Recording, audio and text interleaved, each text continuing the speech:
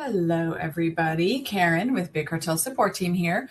I'm going to walk you through setting up a Big Cartel shop. We will cover everything involved in creating and launching your Big Cartel shop, from adding a product to the shop to connecting a payment processor to the shop, which is obviously important. We'll also check out the design section, and we will launch the shop when we finished.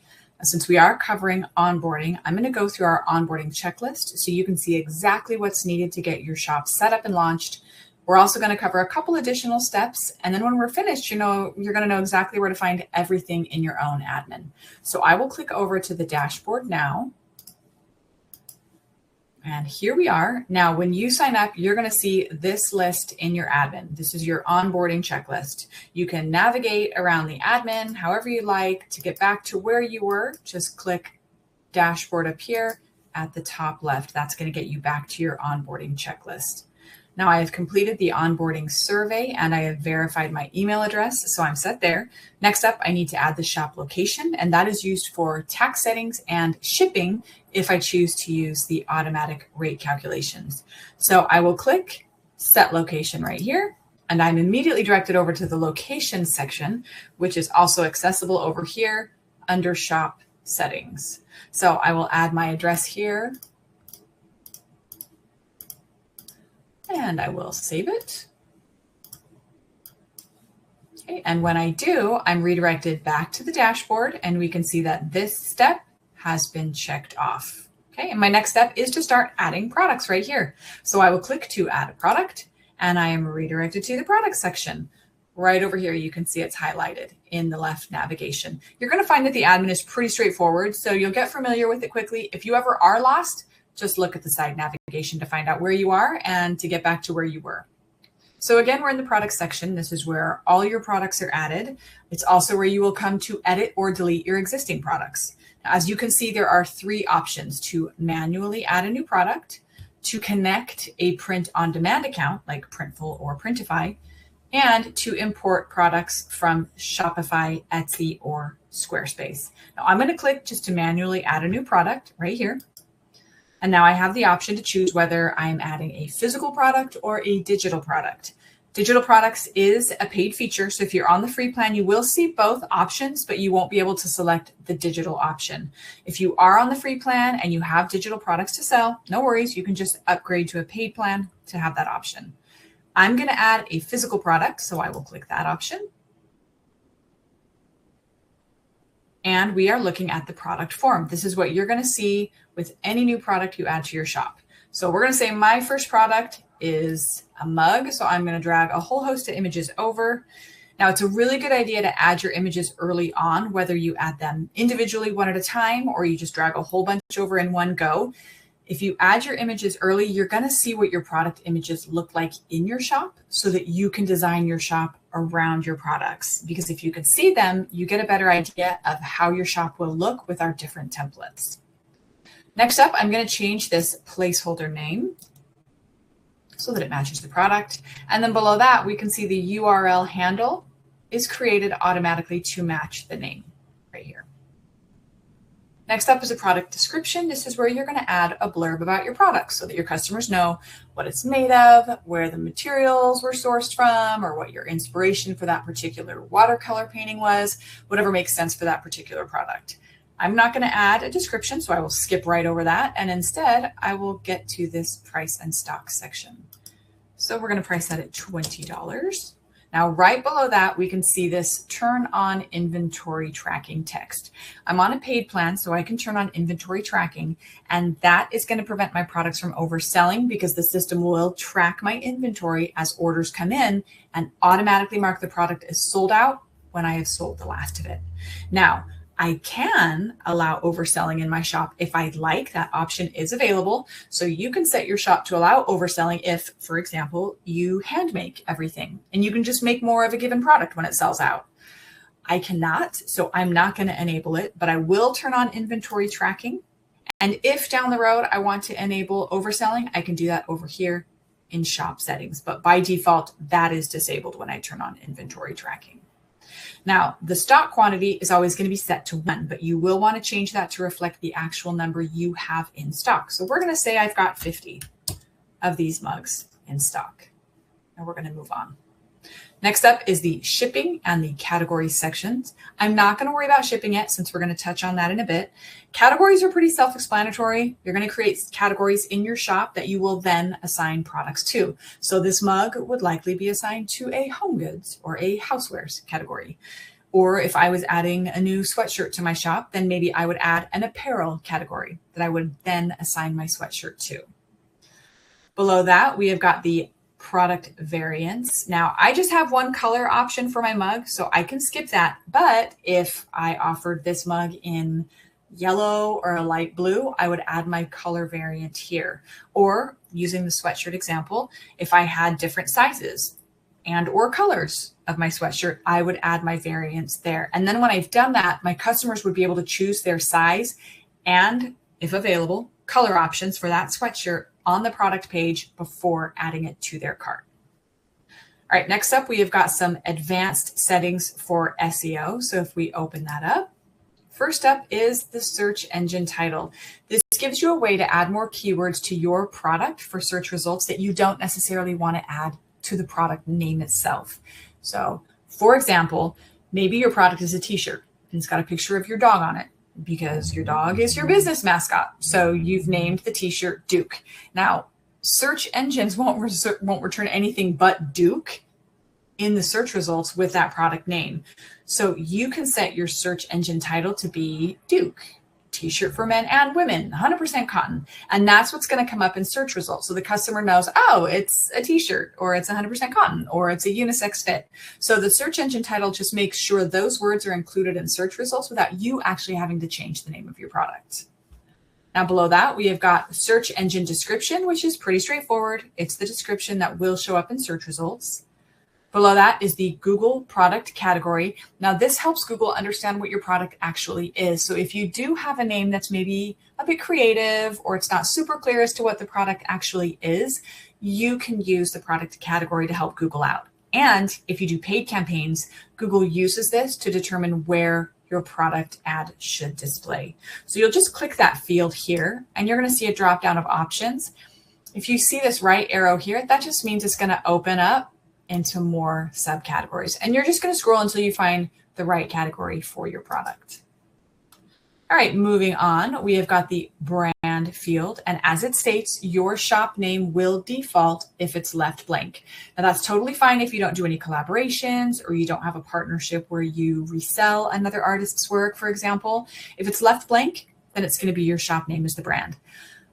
But if you are selling a product that maybe you collaborated on, then you can customize the brand name for just that particular product. So maybe you sell handmade pet toys, little stuffed pet toys in funny animal shapes, and you worked with a local artist to create a unique stuffed toy for Christmas. That would be the perfect use of this field because you can take your brand name and then add it to the collaborating artist to this field, like Lazy River Pets plus Allison Marcus. That could be your brand for this particular product. Again, if you're only selling your brand, it's totally fine to leave it blank, but it is handy if you're doing other collaborative works. All right, below that, you can indicate whether the product is in new, used, or refurbished condition. And then when you're done, you just close that section up and you move on.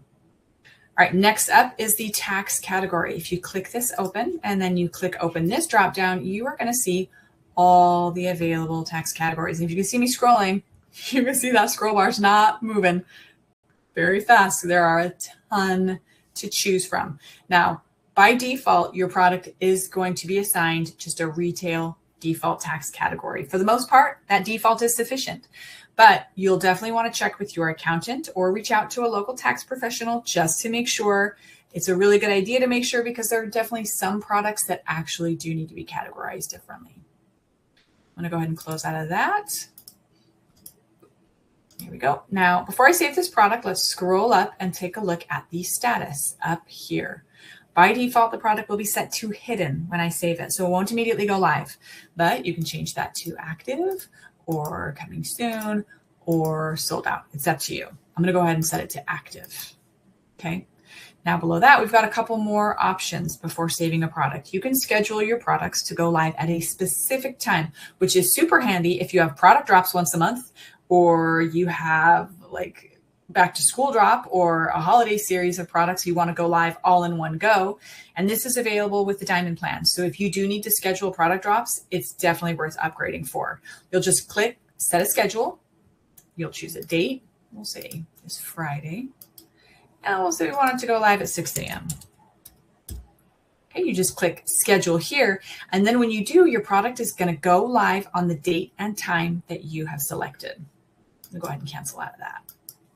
Below that is the password protection feature. Now, again, sellers on the Diamond plan have access to this, so you can definitely upgrade if you need this, because you can password protect certain products. Like if you're wanting to offer exclusive products to your loyal fans and customers, you can totally password protect that bobblehead figure or your limited release posters.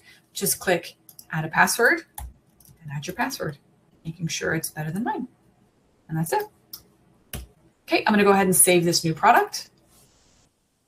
And I can see this message, product updated successfully at the bottom right. Now, even though I have saved my new product, I am not stuck with what I've done. Maybe I don't like the order that my images are in. No big deal. You can just drag them around. Or maybe I got the price wrong and I need to adjust the price slightly. No big deal. I can change anything I have done here. Just be sure that you save your changes when you've made them, and that way it will be reflected in your storefront. And if I go back over to the dashboard up here, top left, we can see that I have completed another step in the onboarding list. Now, the last thing I absolutely have to do to be able to accept orders in my shop is to set up my checkout. Makes sense. So I'm going to click add payments, and I am redirected to the payment section, which is located under shop settings here in the left navigation.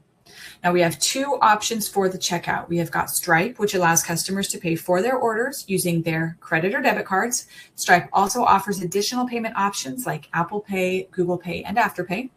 We also have PayPal right here, which lets customers pay with their cards with Venmo, PayPal Credit if they qualify, or their own PayPal account. Now you can choose one or the other, or you can connect both to give your customers more options to pay you, which is really a good way to go. The more the more options your customers have to pay you with, the better for you. So you would just click Connect Stripe or Connect PayPal to connect one of those two checkouts. And when you do, you're going to see a pop-up. So if you click Connect PayPal, you're going to see a PayPal pop-up where you will enter your email address. If you have already got a PayPal business account, you're just going to be prompted to log in and authorize the connection of your PayPal account to your Big Cartel shop. If you don't have a PayPal account yet, then you're going to be prompted to sign up for one, and your shop will be connected to the PayPal checkout at the end of that sign up process. Same goes for Stripe. You click Connect Stripe. If you've got a Stripe account, that's going to be detected, and you're going to be prompted to log in to connect your existing Stripe account to your Big Cartel Shop's checkout. If you do not, you'll just complete the sign up form to get a Stripe account, and then your new Stripe account will be connected to the checkout when you're finished. Now, if you have any issues connecting your shop's checkout, please do not hesitate to reach out to us. We can definitely help. You can either email us at support@bigcartel.com, or if you're logged into your admin, just click Get Help down here at the bottom left in the side navigation, and you can send us a message that way. Now, I'm not going to connect a checkout right now. So if we go back over to our onboarding list, we're going to see that is not complete, and that's okay. While this is definitely a necessary step to get paid, this list can be completed over time. I mean, definitely don't hold off. Ensure you have a way to get paid, but also don't panic if you don't do it immediately. Now, we're going to touch on some other sections of the admin. Below the dashboard is the orders section. That's where all your orders and order info is going to be located. I don't have any orders, so it's totally blank. Below that is the product section, which we have seen. The category section, which is where you're going to create your categories. Below that, we've got discounts. And you guessed it, that's where you're going to create all of your discounts for customers to use to get free shipping, or $20 off of all orders over $100, or whatever discounts you want to offer your customers. You'll create them here. Next up is the marketing section. This is where you're going to connect to Google Shopping, Instagram, or Facebook Shopping. The App Center is below that. This is where all the available apps are located. So you can connect to OmniSend if you want an email pop-up, Chatway if you want to add a chat feature to your shop, Farah for product reviews. Basically, whatever you want to connect to your shop, you're going to find it over here in the App Center. Next up are the shop settings. Now, this is where your location is located, your currency, your shop name, your shop description, your policies, and more. Below that, we have got shop communications. This is where all your email preferences are located. Your shipping section is next. This is where you set up your shipping rates. Now, once you've calculated your rates, you're going to add them to your admin, and then your checkout will charge your customers shipping based on the rates you have assigned here. If you're in the US, you have the option to use USPS Ground Advantage for your shipping and have those rates automatically calculated for you based on your parcel dimensions and weight. Now, we have more info on how the admin's shipping options work, so you'll definitely want to check it out at bigcartel.com. Click resources and then click into the help center. You're going to find articles that are super helpful on how to set up your shipping. Now, payments we covered, since that's where you set up your checkout. Next up are taxes. This is where you're going to add your manual tax rates. So if you're located in the UK and you have to collect and remit sales tax to your tax authority, you're going to add your rate here. Now, when you've done that, the checkout will calculate and collect sales tax on all applicable orders. And then you get that sales tax, which you then remit to your tax authority. Next up is the shop designer. We're going to click into that. Now, this is where you get to put your own personality into your shop's design, which is really fun. This is my absolute favorite part of building a new shop. If you haven't clicked into the design section yet, or you haven't played around with the templates, you're going to see this default template loaded for your shop. That's Cosmos. You can click through any of the other templates, though. Just click top right here, this little color palette icon. And you can click through any of the templates to see how it's going to look with your particular product. So you can click Netizen. And you're going to get this little pop-up. You're about to switch templates, but don't worry. You can preview and tweak before it goes live. So we're going to click OK. And that's how my shop looks with Netizen. And let's check out, let's do Luna.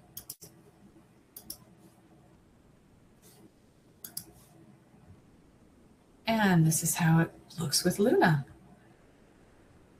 Let's see one more. Let's try Rhodey.